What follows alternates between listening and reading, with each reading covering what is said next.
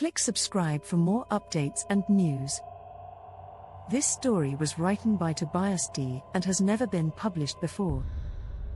What hides in the cornfield? When I was a kid, we used to play a game in the cornfields behind my grandparents' house. It was a simple game, just a variation of hide and seek that we called scarecrow. The rules were simple. One person was the scarecrow, standing in the middle of the field, arms outstretched, while the others had to hide.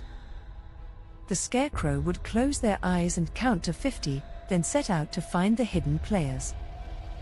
When they found someone, that person would scream and freeze in place, arms outstretched, becoming a scarecrow themselves.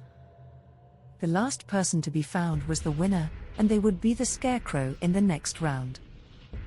We played that game every summer, every chance we got. The cornfields were huge, acres and acres of tall stalks that rustled and whispered in the wind. The perfect place for a game like ours. We would run between the rows, laughing and shouting, the thrill of the game making us forget the world outside. But there was one spot we all avoided, the old scarecrow in the middle of the field. It wasn't like the other scarecrows you'd see in movies or in neighbors' yards. This one was old, ancient even, with a burlap sack for a head and a body made of twisted, brittle wood. It wore a ragged coat and a wide-brimmed hat that had seen better days. Its button eyes seemed to follow you no matter where you were, and its smile, stitched into the burlap, always looked too wide, too knowing. We never included it in our game. It was just there, watching. One summer, when I was about 10, I was the last one left hiding. I was deep in the cornfield, crouched low between the stalks, holding my breath as I heard the others get caught one by one. It was just me and the scarecrow now. The sun was setting, casting long shadows across the field, and the air was thick with the smell of earth and growing things. I heard the crunch of footsteps on dry leaves and stilled my breathing. The footsteps grew closer, but then they stopped. I waited, counting in my head, trying to guess when it would be safe to move. But the footsteps didn't start again. Instead, I heard something else, a faint rustling, like cloth brushing against the corn.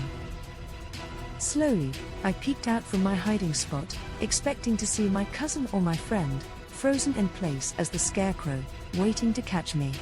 But what I saw instead made my blood run cold. The old scarecrow, the one we never played with, was moving. Its arms, once stiff and lifeless, were swaying gently in the breeze, but there was no wind. Its head tilted slightly to the side, as if listening for something. And then, its button eyes locked onto mine.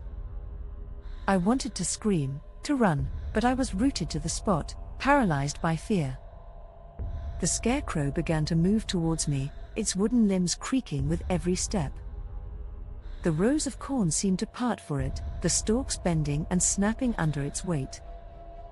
The stitched smile on its face seemed to grow wider, more menacing, as it came closer and closer. I don't remember much after that. I must have blacked out, because the next thing I knew, I was lying on the ground at the edge of the field, my friends standing over me, worried expressions on their faces. They said they'd been looking for me for hours, but I had no memory of that. All I could think about was the scarecrow, its twisted body looming over me in the darkening field. We never played scarecrow again after that. My friends joked that I had just gotten too scared, that it was all in my head. But I knew better. I'd seen something that day, something real. Years passed, and I grew up, moved away, tried to forget about that summer. But every now and then, I'd have a nightmare. I'd be back in that cornfield, hiding, waiting, and I could hear the rustling of cloth, the creak of wood.